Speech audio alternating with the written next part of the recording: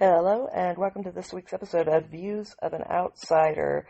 If you're new to my podcast, just know I'm in the middle of kind of a major move, and with my health problems, that is quite an undertaking for me. So if there are some extra household sounds, some inconsistencies in my release date, please bear with me.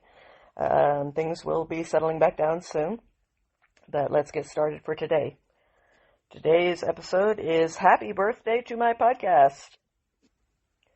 1 year ago this week, I started my own podcast. I haven't accomplished anything earth-shattering, but I stuck to it through sickness and health, in good times and in bad, and that is an accomplishment that is worth celebrating. For me, this was definitely a year of changes, and if nothing else, I'm proud of that. I'm proud that I was willing to try something different, even if I risked falling on my face in the process. I'm proud that I actually decided to act rather than to continue thinking about it. And I followed through on my commitment for an entire year. For once, I didn't wait until I had things more together, or until I was closer to who I wanted to be, or until the timing was right before I got started. For once, I just did. And I kept doing all year. And that has led to only good things for me so far. I have always wanted to write, although I was never good enough to please myself. But after the ugly shows of anti-Semitism that were seen around the world in response to October 7th, I simply couldn't keep silent about what was happening any longer. People needed to speak out and be a voice for sane reality. The world clearly needed a counterbalance to the ugly propaganda, whether anyone chose to listen to us or not. The ugly voices can't be allowed to be the only ones that are out there for people to hear just because they are the ones that most people choose to spend their time and attention on. We all know that good results can't be achieved if the loud and obnoxious radicals are left to spread their bigoted ignorance unopposed.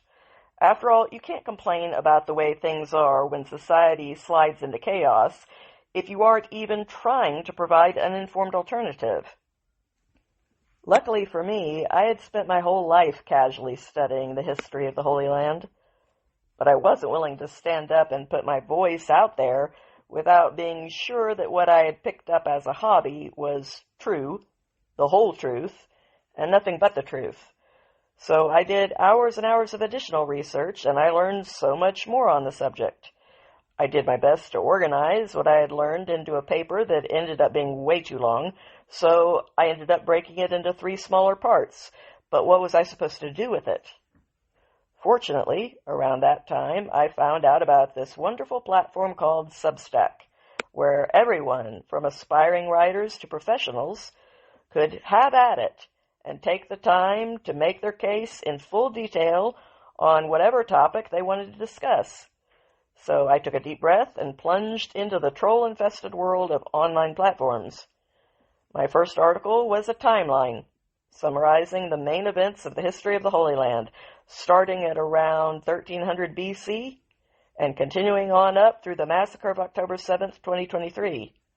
I titled my article, How Not to Be a Nazi, because I believed that many people were falling prey to the very human tendency to excuse their own bigotries and preconceived prejudices rather than to see them for what they really are and let go of them. As a lover of history, I know where movements like that have led to in the past. I also know what hatred does to the core humanity of any individual who allows a cancer like that to take root in their soul. I continued my plea that people reject that tempting dark side of themselves with part 2 of my series, which delved into the politics that have always driven the contradictory narratives concerning this particular conflict. Which policies had led us to this point, and which myths were still being perpetrated after all of this time about a part of the world that is very, very different from our own. I ended with part 3, which asked my readers to draw some hard conclusions based on all of the information that we had discussed. At any given time, there are conflicts all over the world. So why does this one always get so much attention when it heats up? Why does it always inflame the opinions of so many people who normally wouldn't be interested in foreign affairs at all? What is motivating the ugly things that so many people begin saying and doing at times like these? And why do so many people step up to spread these age-old lies, whether knowingly or unknowingly? Out of an entire year's worth of work, I'm still the most proud of that first series that I wrote. I take pride in having organized the complex information for my readers so that they could easily access the truth. I had at least put it out there and presented rational arguments from several different angles for anyone who was open-minded enough to consider the truth. I didn't know if it would persuade anyone, but either way, I'd actually done it, and I liked doing it. So I decided to stay on this path and continue to write about other things that I wanted to voice my opinions on, even though I was worried that I would soon run out of subjects to talk about. A worry that has stayed with me to this day, by the way. I often don't have a single idea for my next series, but as the deadline approaches, I'll come up with 2 or 3 new possibilities. Still, that pattern continues to make the whole process pretty nerve-wracking for me. Next, I started work on a new 3-part series, this time on a lighter subject matter, a few of my favorite things. But first, I had just enough fight left in me to call out Tucker Carlson after his trip to Russia for doing more propagandizing than journalism in a standalone piece that I bluntly called Enough Propaganda. And I have to say that he has only gotten worse about this tendency since then on a wide variety of issues, and I no longer have any respect for him. Nor do I even believe that he's coming from good intentions anymore. But, to be fair, I do believe that he mostly means what he says, unfortunately. In A Few of My Favorite Things Part 1, I encourage people to join me in taking a break from the chaos of the world, and to indulge in the mostly forgotten luxury of listening to a story that was worth telling. I advocated for curling up with a great old movie and taking a short vacation from today's fast-paced world. I made the case that many of these classics still have wisdom to impart, which is just as relevant in today's world as it was when these movies were made. I believe that the slow pace of these films allows you to truly lose yourself in them, so that you can become contemplative and quiet. This provides a temporary and oftentimes much-needed respite from our own hectic lives. Then in part 2 of the series, I turned to a much newer love of mine, podcasts. I talked about what a great addition to the world of entertainment this exploding medium is. I shared my excitement about all of the information that this world puts right at our fingertips. We have access to insights on any subject that might interest us, coming from the brightest minds in the world, ones that we'd normally never get to hear. I shared with my listeners how listening to Jordan Peterson's podcast had helped me through a very dark time in my life, one that I had only just emerged from. And I argued that if your experience with him was different than mine, then all that you needed to do was to not hit play. No one is forcing anyone to listen to someone that they don't want to. There is an endless variety of options out there for everyone to choose from. You can listen to whoever you want to listen to. If Jordan doesn't help you, fine. But he does help someone else. So they should listen to him and you shouldn't. Why does it need to be more complicated than that? What is this need that so many people seem to have to destroy the man and to try to remove my option of being able to listen to him, since I do find him helpful, just because you don't? What sort of resentment fuels a cruel, entitled need to control other people's opinions like that? I don't personally enjoy sports all that much, but I feel no need to ban them in order to try to stop the people who do enjoy them from being able to watch them just because it's not my thing. So what gives with all the control freaks that have appeared in today's world with their rabid determination to be everybody else's hall monitor? In part 3, I wrapped up my second series by talking about some of the new technologies that help disabled people like me.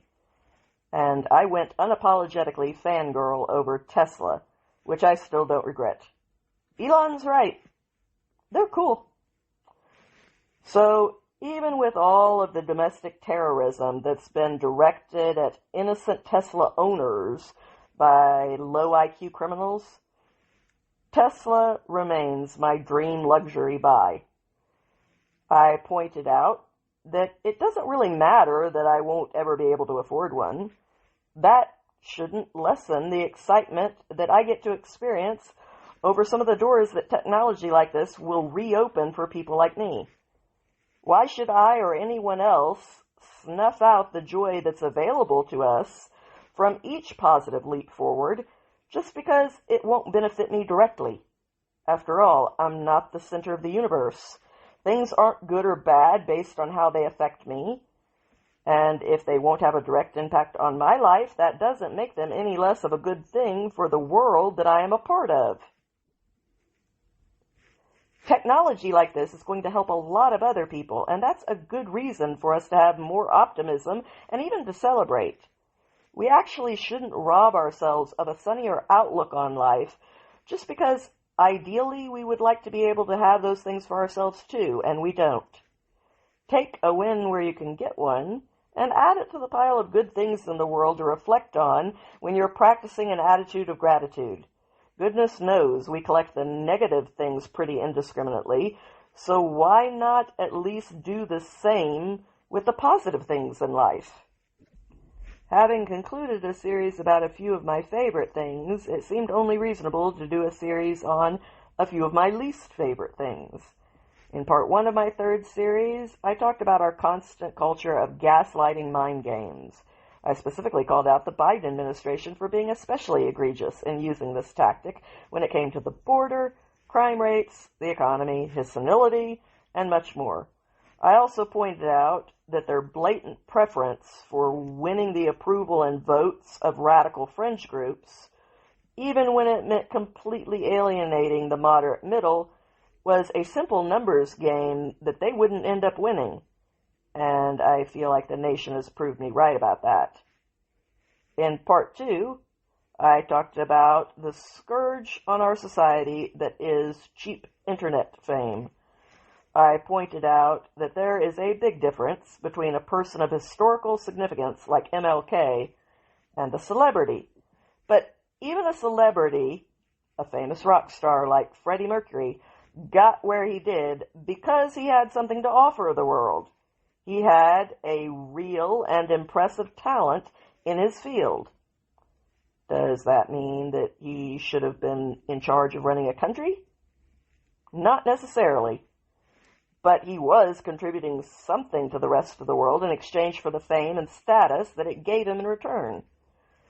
But many of these new social influencers have nothing to offer at all. They have no artistic talent, no qualified advice to give, no intelligent insights or arguments to make. Nothing. Look at the Kardashians. They are famous for being famous. The end. Yet we have given these faux celebrities something priceless, something that they perhaps more than most are completely unqualified to wield: influence. I used Dylan Mulvaney as a perfect example of this. I took his insipid song about what he thinks a woman is and contrasted that to a true inspiration in the category of admirable women, my mom. I also compared his empty-calorie drivel to a song that was actually moving and inspiring, which is what music at its best is supposed to be. I encourage people to actually think about who they elevate to a place of being considered worthy to give their very finite time and attention to. I argued that we needed to really think about who should have influence in our society and who should just be a regular person that we wish well, but who has no qualifications that would make us give them more than that. If we want the world to become a better place, then we need to make better and more serious choices when it comes to the world. We need to make choices that are actually likely to get us where we want to go. I wrapped up in part 3 when I tore into the scourge on our society that is sanctuary cities. I argued that this illegal concept had been allowed to go on for long enough, and that it has caused nothing but problems for everyone. If you believe that a law is bad, then you should fight to change it. But nobody, much less an entire city or state, gets to be immune from the consequences of not following the laws while they exist.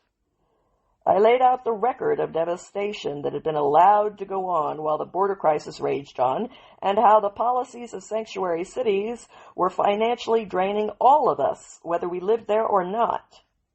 Why should places that break the law get tax dollars in order to finance their illegal activities? I called for this entire concept to be brought to an end, and for re-embracing the reality that following the rule of law is not an optional concept for anyone, even people who have different ideas. Emboldened by taking some hard stands for the first time in my entire life, not that I took them lightly, they were always carefully considered and rational stands, I devoted my next series to more topics like these. Speaking the Hard Truths Part 1 was devoted to calling out the ugliness that I was seeing on the right side of the aisle. I specifically called out Candace Owens for using Christianity as her weapon of choice in order to justify some pretty ugly behavior on her part. I pointed out that her favorite tropes had been around since the Middle Ages, and that they weren't very convincing back then either. Then I decided to give her a dose of her own medicine by demonstrating for her that if she wanted to use the Bible to justify her positions, then two can play at that game.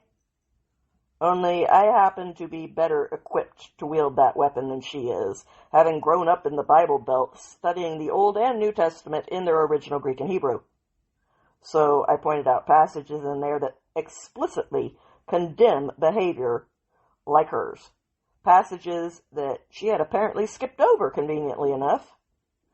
I encouraged her to keep her own feelings separate from her claims to be acting according to a higher faith in God, instead of mixing and matching the two whenever it suited her. Otherwise, I would still be happy to continue educating her on what the faith that she espouses belief in actually teaches in its holy texts. I expected no one to be interested in a religious debate like this, but surprisingly, this is still my most listened to episode. In part 2, I took a deep dive into the details of the fentanyl epidemic, spending hours uncovering the shocking statistics and what makes this particular drug crisis different from all of the previous ones. I retold the stories of the victims who were affected by the skyrocketing disaster, and I criticized the Biden administration for ignoring what was happening to these poor people and for doing nothing to help stem the devastation. This was the most detailed and researched article that I had undertaken since my first series. In part 3, I concluded that DEI must die. I laid out the many problems that come along with ideas like reparations and the belief that past discriminations can be atoned for by enshrining new present-day discriminations. I gave examples of people who were elevated to positions of power on the basis of things other than their qualifications and merit, and I pointed out how disastrous the results were, even though some of them were admittedly pretty hysterical too. By this point, we were beginning the sunny month of May, heading into summer, and I decided to start my next series with another new adventure, my own podcast. As someone who is severely tech-challenged, this was an intimidating new adventure for me to try and undertake, but I figured it out and eventually went back and recorded retro episodes for all of the articles that I had already published on Substack. My first foray into the podcast world was my attempt to answer the question, what is a leader? And I offered an example in the form of the life of Winston Churchill. I gave a brief overview of the amazing adventure that was the life of this incredible man. I also debated some of the more recent criticisms that have been made against him and his worthiness to be considered a hero. I argued that these criticisms are really more a condemnation of the time that he lived in than a case that Churchill was uniquely bad in some way. This first episode of my podcast is still in the top 5 as far as the number of listeners who tuned in. Part 2 of What is a Leader took a look at the son of the co-founder of Hamas, a man named Mossab Hassan Yusuf, and this episode still ranks number 3 in listens. Mossab had been defending Israel and trying to educate these Hamas groupies on our campuses about what it is actually like to grow up as a Palestinian child under the thumb of Hamas. His is an amazing and illuminating story which he bravely continued to tell despite the aggressive attempts to silence him, which were ironically made by the same people who claim to value lived experience. Yet they wanted very much to stop Mr. Yusuf from being able to share his. Part 3 was a look at what our future leaders could be if we were to reimagine the education system. I explained the Socratic method of teaching that is used at Acton Academy and the fantastic results they are getting there. I offered this as an example of what might be possible if we considered a variety of options when it came to education, rather than just continuing to default to the outdated traditional methods. The United States once led the world in education, and we still spend more per student than other countries do, but with results that continue to fall further and further behind the rest of the world, perhaps we need to start being open to some new ideas and approaches. The Things We Live For took a look at why humor and laughter are actually important experiences that human beings need, and I gave some examples of where I have personally found frequent doses of both last year. Then I did a special Memorial Day episode, which remains my second most popular one. It was a chance for me to take a look back at our heroes, and it was a chance to say goodbye to Toby Keith, who had always been so devoted to the troops and so gifted at making us all smile and laugh. I also took some time to remember the hundreds of hostages who were still being held and tortured by Hamas. I laid out the stark reality of what life was like for Palestinian children in Gaza and how they were being raised amid a baptism of indoctrination into radical violence under the tutelage of UNRWA. I focused on the Americans who were being held in Gaza, especially Hirsch Goldberg Polin, who had lost his arm to Hamas and who would sadly be brutally murdered by them a few weeks later. Needless to say, if you want a safe world for everyone, then taking Americans hostage should be a move that is so costly that no one is even willing to consider doing it. My new series was interrupted again in order for me to do a special episode, What a Miscalculation, Trump Convicted. Despite not being a Trump fan, I laid out the case against him and all of its glaring, unprecedented flaws. I condemned the naivety of politicians who supported the idea that they should try to prosecute any case in this crooked manner. I warned them that their obvious abuse of power would not result in them getting Trump out of the way as they hoped to do. I predicted that it was a mistake to blatantly twist the justice system in order to try and make it all fit by telling the jury that they could each convict Trump of a different felony crime as long as they agreed that a crime of some kind had been committed. I warned Democrats that being willing to be seen as corrupt just so that they could prosecute someone that they disliked would only result in a backlash against them, rather than it resulting in Trump being discredited, and again, I think I was proven right about that. Finally, with the breaking news addressed, I was able to resume my ongoing series.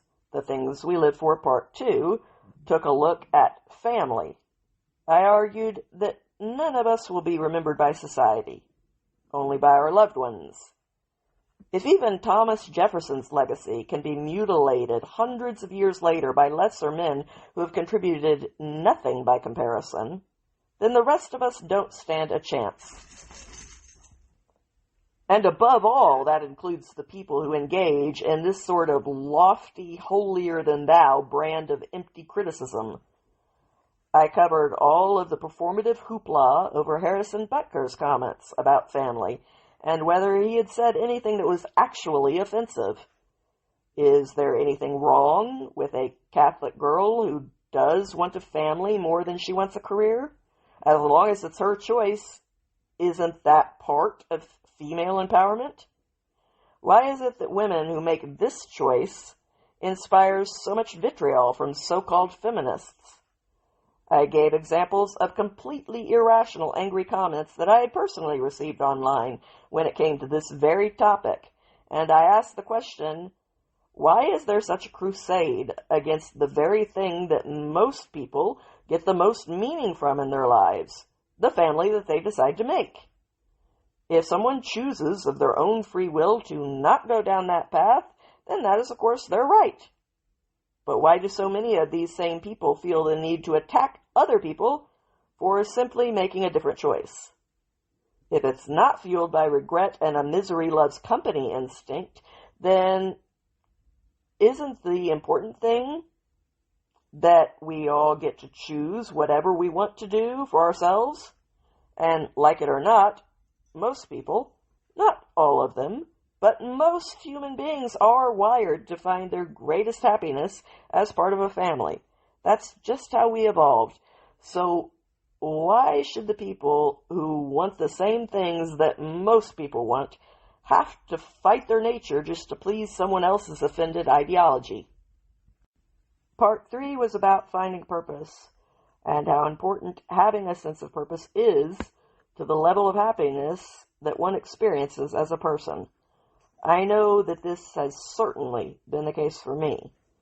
I argued that it is a true cruelty to strip someone of their purpose, especially a purpose that they have devoted years of their life to achieving, and I made the case that allowing an unfair playing field in women's sports by allowing biological men to compete in that category on the basis of their identity, rather than categorizing them based on their physicality in a physical competition, was an act of cruelty towards women athletes who had already sacrificed and trained to get here before everyone changed all of the rules of the game. Sports are a physical competition, and they are broken down into physical categories. A person can identify however they choose to, but they should have to compete in the appropriate physical category while doing so. They should not be allowed to cheat in order to spare their feelings, because that is not fair to them or to anyone else. Trans people aren't children who can't be expected to play fair and should therefore get an extra turn at Candyland. Treating them in this way is not only degrading to them, but it also strips every female athlete that they compete against of their right to have a fair shot on a level playing field. I use the experiences of swimmer Riley Gaines as Exhibit A. My next series was a look at the issues that fill us with the most anxiety these days. Apocalypse Now, Part 1, was a look at nuclear war.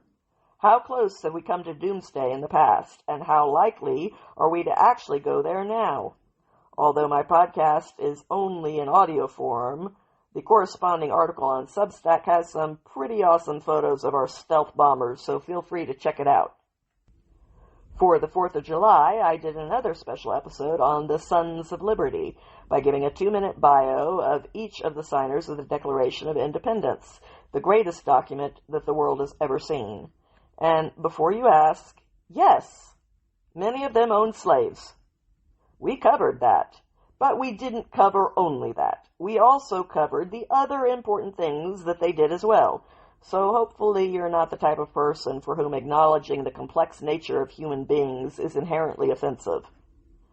For Part 2 of Apocalypse Now, I took a look at climate change and asked the same questions that I had asked about nuclear war.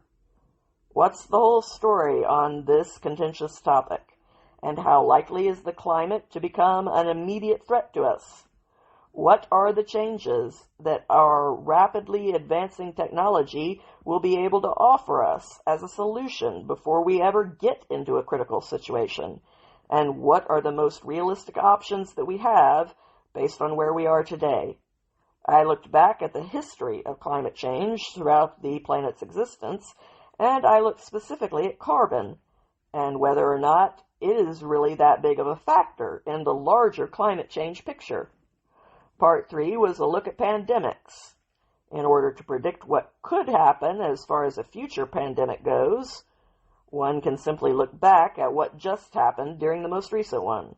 So this episode took a look at everything that happened during COVID, and I took a particularly hard look at Anthony Fauci's record, going all the way back to his emergence during the AIDS crisis.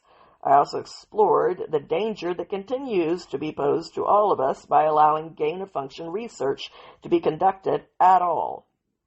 I began my next series, Sounding the Alarms of Chaos, by taking a look at doctor-assisted suicide. I had once theoretically supported this idea out of compassion for people who were suffering unimaginably. I had watched my own brother die slowly over 9 long months when I was not even 10 years old. And although we would never have taken that choice into our own hands, even if the option had been available back then, I did have some experience with seeing firsthand how bad things can get before the end. But where has all of that compassion now led us? This was a very personal episode for me, full of my own health struggles. I brought home the real-life consequences of accepting this idea and what it has meant in Canada for disabled people like me after that country embraced this way of thinking. And more broadly, I discussed the problems that people face under socialized medicine and how those problems played out when it came to the life of a baby girl named Indy Gregory. In each part of this series, I gave examples of how little random events ended up changing lives, and even the course of history itself. I expressed my hope that this series would send out some ripple effects of its own. That's why I raised the topics that I chose for this series. In Part 2, I took a hard look at the taboo subject of the problem that the surge of Muslim extremism has caused in Europe, and the legal charges that are being brought against anyone who criticizes the rape gangs that are terrorizing the children of Britain. This episode also took a look at the threat to the freedom of speech and other basic rights by examining the story of the controversial figure who goes by the name of Tommy Robinson. Part 3 was a look at what Jews, many of which are Holocaust survivors, were enduring in Israel under the constant barrage of rocket fire from Hezbollah in the wake of the violent massacre committed by Hamas on October 7th. I made a plea that people show some of the compassion that was being universally expressed for the civilians in Gaza and extend the same compassion to innocent civilians in Israel who were living in ghost towns under daily fire. I wanted people to know that they could actually help when it came to this problem by making donations to the Fellowship of Christians and Jews, who bring daily meals to the elderly civilians who have been abandoned in this place. I began the next series that I took on, Revenge of the Normies, with a sarcastic look at our accumulation of fake holidays. Do we really need 6 or 7 different holidays a year just to celebrate different kinds of pizza? Do we need entire months of the year blocked off in order to celebrate which gender you happen to be sexually attracted to? Celebrating veterans, that I understand, but most of this stuff is ridiculous. People, it's time to rein in the crazy and declutter society. Not everything needs to have a holiday. You can enjoy ice cream, and we all do, without needing a holiday to do it. So, what makes a real holiday? We covered that too. Part 2 is a slightly more serious look at the movie Reagan, and at why Dennis Quaid chose to make this film. In a conversation that he had with Ben Shapiro, he drew many interesting parallels between the challenges that were facing Reagan in the 80s and the challenges that we were facing this fall as we headed into election season. Inflation, protests, hostages, threats of war, etc. And having seen the movie, I can also highly recommend it. By Part 3, I was fully back in serious mode, and I took an in-depth look at George Floyd and the BLM movement. I especially focused on the honesty, or lack thereof, that we got from the media concerning the whole frenzy. Was justice really done? or were scapegoats offered up on the altar of activism? If police are trained in certain protocols and then use them as instructed, is it really just to blame the individual officer rather than the training program? And should we trust a media that demonstrated this willingness to lie to us to this degree in order to make the political point that they wanted to? In my last series before the election, I considered some of the things that we love most in More Than My Life, More Than Myself. In part 1, I considered Dr. Phil's question, to breed or not to breed? Why are both sides of this argument so intent on forcing the people on the other side to do things their way? Why isn't choosing for themselves enough for everyone? Why does every author who publishes the statistics on the damage that is done to children by divorce annihilated just for publishing studies that could help us to counter some of these negative effects once we know more about them? What happens to a lot of these children once the courts do become involved? What questions should the people who want children be able to answer before they indulge in their natural desire to have them? In part 2, I asked the question, will Gen Z destroy democracy? I took a look at the results that we have gotten from a generation that was raised on cell phones with no independence or responsibilities and under gentle parenting techniques. Then COVID made it all so much worse. Will this fragile, aimless, and anxious generation be able to overcome the way that they were raised? Or will they simply try to control everything and everyone with their endless rules in the belief that they can make the world into a place where they never encounter anything that is uncomfortable or upsetting to them? And what about the members of Gen Z who are thriving? What are they doing differently from their peers? In part 3, I wrapped up this series with a look at trans surgeries on minors. I recounted the horror stories of detransitioners and other people who still identify as transgender, as well as the brutal reality of what these experimental procedures actually involve and produce in terms of the subpar results and the lifelong consequences they create. Should children be allowed to make these kinds of permanent decisions while the part of their brain that judges long-term consequences isn't even fully formed yet? This was an eye-opening look at the detailed reality that was being debated in such pretty-sounding abstracts. Then my election coverage began with The Fate of the World, Election 2024. Part 1 took a look back at the last 4 years under the, by then, former candidate Joe Biden. I took a look at his track record, and it was not pretty. But it was necessary in order to honestly evaluate how far off course we had gotten in so many areas and all at once under the leadership of this man. We had to start here in order to decide where we wanted to go next. Part 2 was a look at another former presidential candidate, RFK Jr. This episode took a look at what he would be bringing to a potential Trump administration. We covered the horrifying statistics relating to the chronic health crisis that is occurring in the United States and at what is driving it. Part 3 was primarily a look at J.D. Vance, but it also took a look at the other X-Men, such as Elon Musk. We took a brief look at J.D. Vance's history and his book Hillbilly Elegy before we moved on to his political positions and his plans for the economic future of America. Part 4 was a disturbing look at Tim Walz, his association with anti-Semitic funders of designated terrorist groups, his insane political positions, his admiration for communism in China, his governance of the state of Minnesota during the BLM riots, and during COVID, when his state funded the biggest COVID fraud scam in the country. This was a truly appalling choice for either party to have seriously proposed as someone that should hold high office. By part 5, we were down to the main course, starting with Trump. Rather than covering the tweets and the scandals, I stuck to the record of his first administration and his plans for his second one. This was a straightforward, no-nonsense look at his policies. Part 6 on Kamala was likewise devoid of rumors and scandals in favor of the policies, and simply put, it was a horror show. The policy positions were even more radical than Joe Biden's were on almost every front. Any evidence that she was capable of succeeding in one of the highest pressure jobs in the world was completely lacking.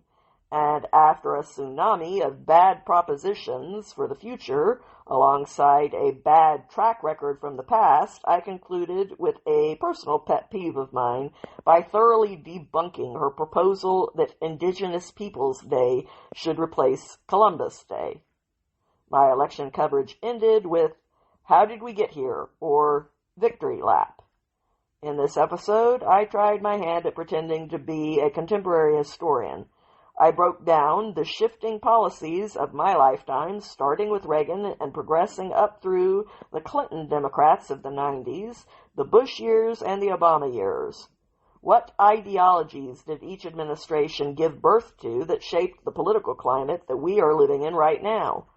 And how have the consequences of that played out ever since then?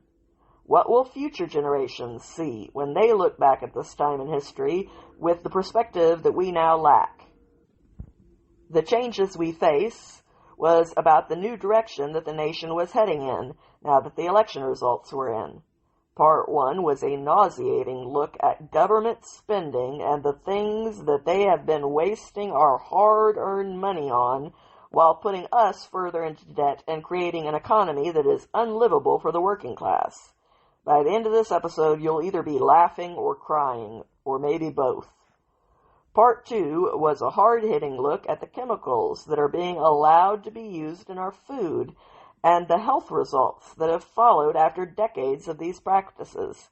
In this episode, we looked at the devastating statistics provided by Callie Means and his sister Casey and how they relate to the rise of so many health conditions that are fueling the chronic health crisis in our country.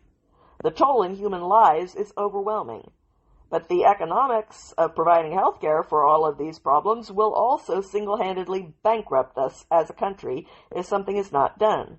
The good news is that this can be fixed, and hopefully it soon will be. Part 3 was a look at AI. Where is this technology at right now?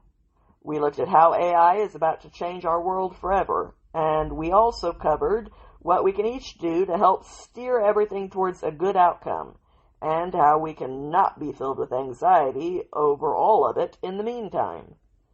My final series for 2024 was Setting the Record Straight. In Part 1, I took a look at all of this rewriting of history that has been going on in recent years, and the politics that were behind it. We explored why it is so important to fight for the truth, as well as what the truth actually is concerning many of the historical myths that we accept today as facts.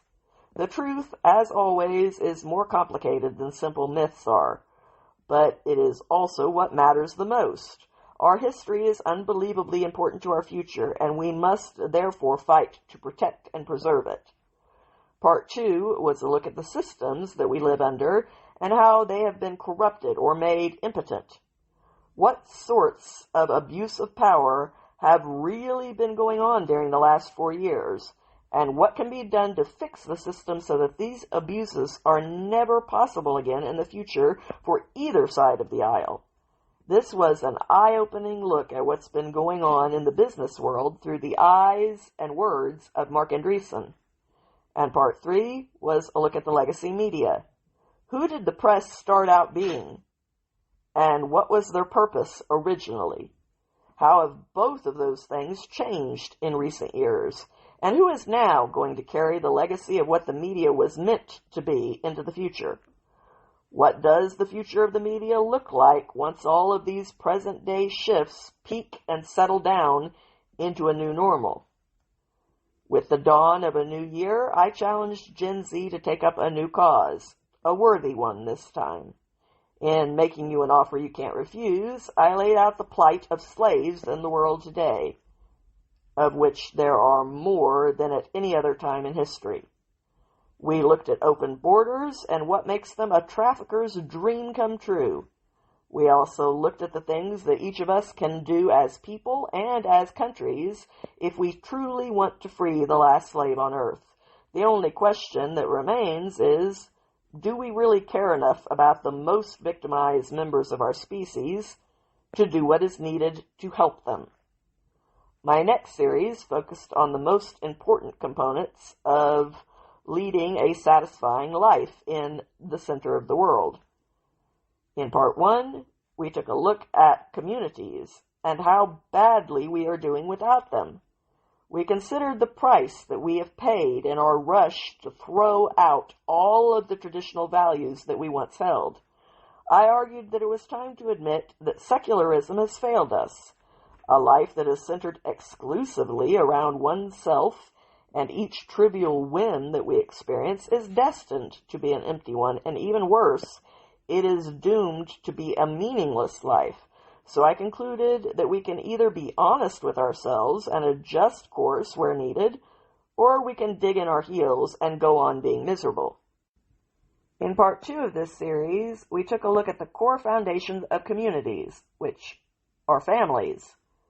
How lightly our society has tossed aside family ties, and how lost we've become without them. Once again, we've discarded things that were extremely valuable before we knew how much they were worth. And now we have found out that they are not as easy to recover as they were to discard. We considered the unhealthy attitudes that have been standing in the way of our ability to form healthy relationships with each other.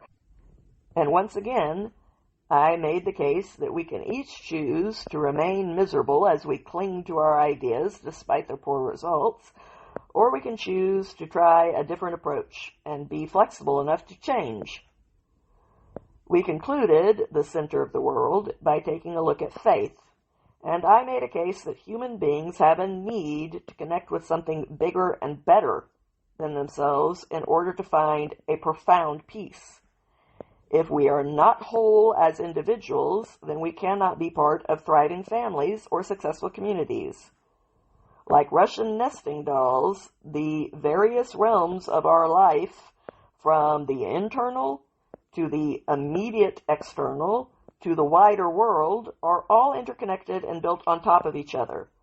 So we have to be willing to go all the way down to the foundations if we want to construct our lives on solid footing. In keeping with this train of thought, my next series was built on the proposition that life should be embraced as sacred, and part 1 took a long, hard look at the MAID program. Which ideologies allowed doctor-assisted suicide to explode in Canada? What have the consequences been for veterans, the disabled, and children? Is this really the painless, beautiful death that is sold to us?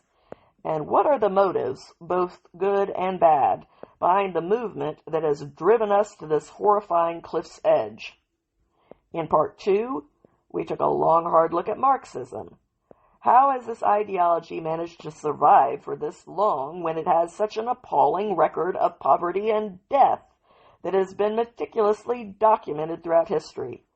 What are the warning signs that a Marxist has once again rebranded the same old destructive ideas in order to make a new sales pitch to an unsuspecting society? And were the so-called good Marxists ever actually good people when you stop and take a look at their lives? We followed up these questions by returning to Canada in part 3 to look at Marx's minions there. We discovered how modern Marxist ideas managed to bring Canada to its knees and destroy the middle class. This episode took a sobering look at how far a first world nation can fall, and all in just 1 decade, if it decides to embrace some of the world's worst ideas. The following week, I gave my assessment of the state of our union by summing up the events that took place during the first several weeks of the new Trump administration. Once again, we reviewed the awful positions that we had been in just a few short months before that during the Biden administration by taking a look at the many crises that had emerged on the foreign front as well as on the domestic front, involving everything from the economy to the culture wars. Then we took a look at the whirlwind of change that the American people had voted for and whether or not they were getting their wish. Having covered the exhausting political world, I turned my attention to a new series in It's Time to Put Power in Its Place. We started off by examining the story of Dr. Simone Gold, whose life was destroyed because she went against the grain during COVID in her attempt to tell people the truth. Then she was accused of being part of January the 6th for not being cowed into silence. Hers is a cautionary tale that we must ensure can never again be committed by anyone who holds power. Part 2 took on the unpleasant topic of all of the trouble that we've been seeing in the UK, from the woke universities to the grooming gangs. What happens when a society is not allowed to talk about its problems because that is considered to be impolite, especially when failing to be polite can land you behind bars? How dangerous is it to label the things that need to be said as unsayable? And if you do that, do the problems go away, or does a backlash build up like a pressure cooker until it dwarfs everything else? We finished up in part 3 by taking an even deeper dive into the grooming gangs to look at the culture and the ideologies that drive them to commit these atrocities. We also looked at the uncomfortable stats involved and the even more uncomfortable stories of the survivors. Can Britain still course correct? Or at this late stage, is she doomed to go down like the Titanic? The one thing that I am sure about is that other nations must not wait to act until things get this bad. My most recent series was on narratives. What are the stories that we have told ourselves as a society? And how destructive has these stories been for us? What if we set aside all of the extremism of the culture wars and aimed for some sane moderation instead? What would those narratives look like? And most important of all, what stories are you telling yourself in your own head? Is it time to go on a healthier mental diet? I borrowed a lot of the still relevant wisdom of Ronald Reagan for these episodes, which I really enjoyed doing. Well, that's been my year's work in a nutshell. Did I change the world? Hardly. Did I do my part? Yes, I think so. I honestly tried to.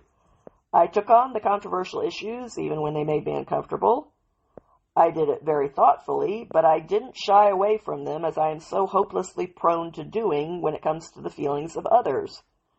I formed my views after putting in the effort to do some solid research, and I only spoke up after I had built my own carefully considered positions. Looking back, I can honestly say that I stand behind everything that I said, even if it was a little nerve-wracking to say it at the time. It did make me wonder how people would react, but I survived, and I'm glad I did it. This year, I covered the complex history of over 3 millennia's worth of Israeli-Arab conflict, my current sources when it comes to finding a bit of inspiration, the toxicity of playing mind games, the harmful costs of having low standards for cheap internet fame, the scourge that is the whole concept of sanctuary cities. I wrote about using one's own faith to bully others in order to justify ugliness in ourselves, which is especially bad given that faith is meant to help us overcome those things, not to justify them so that they can multiply. I wrote about the horrors of the fentanyl epidemic and the evils as well as the ludicrous results of DEI practices. I explored the life of Winston Churchill and Musab Hassan Yusuf, and I reimagined the education system. I covered Memorial Day and Trump's conviction, as well as some of the things that we live for as human beings: humor, family, and a sense of purpose. I wrote about every man who signed the Declaration of Independence, took a look at the possibility of nuclear war, climate change, and future pandemics if we once again were left under the leadership of dangerous people like Anthony Fauci. I took an honest look at doctor-assisted suicide and socialized medicine, the suppression of free speech, and the plight of Holocaust survivors in Israel. I called out Tucker Carlson for his intentional propaganda trans athletes who compete in women's sports, and the dangers of ignoring Muslim extremism. I laughed at the ridiculous frivolity that can be seen in our society in a tidal wave of fake and meaningless holidays, gave my thoughts on the movie Reagan, and I told the controversial truth about the BLM riots and the dishonest cause behind them.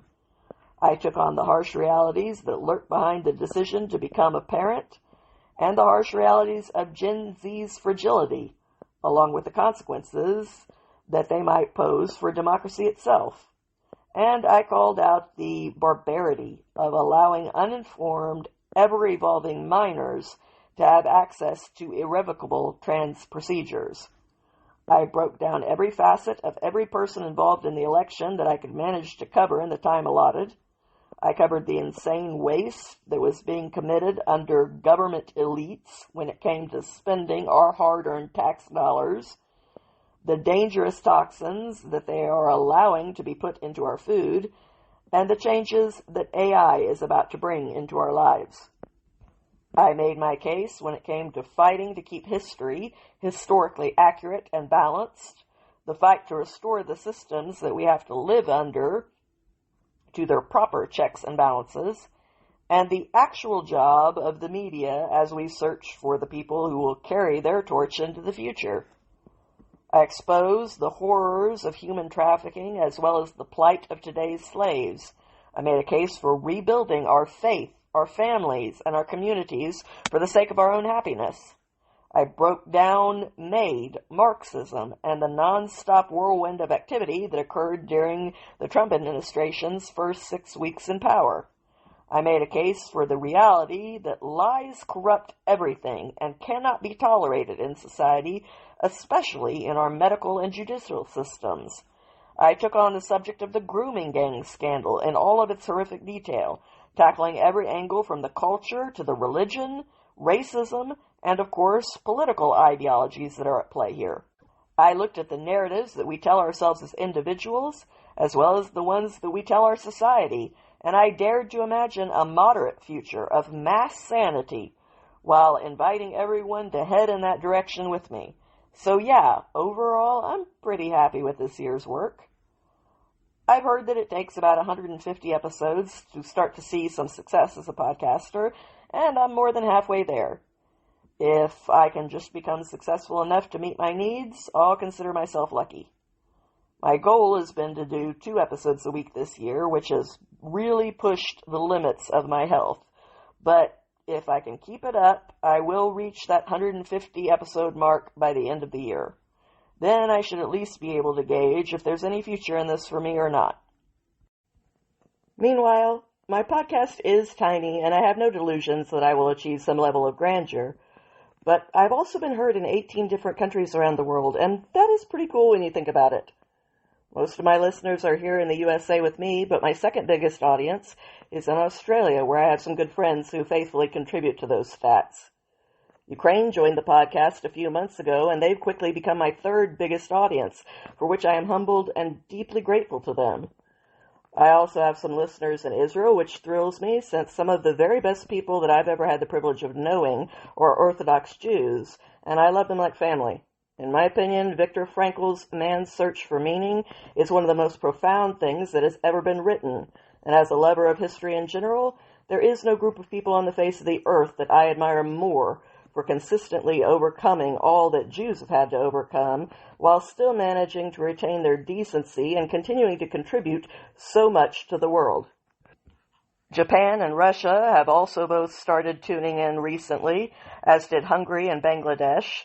I also have a few listeners in New Zealand, the UK, Canada, Sweden, Norway, Belgium, Germany, Spain, and Brazil. I even have one listener in Tanzania, and if you're still tuning in, are you by any chance related to Freddie Mercury? I'm a big fan, so I had to ask.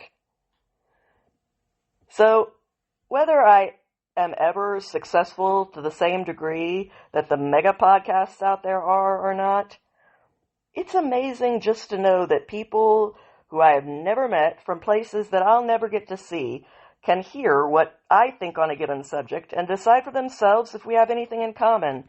And whether or not to keep me around as a friend. And it's something that would never have happened in my life if I had kept on waiting rather than finally doing. This is an amazing world of endless possibilities that we get to live in. So my message to you is to take advantage of it and to start following your own dreams. Thank you for tuning in, and I hope you will come back next week. If you enjoyed this week's podcast, please like and follow, because that is the thing that makes these things successful. And I hope I will see you again next week. Until then, have a good week, my friends.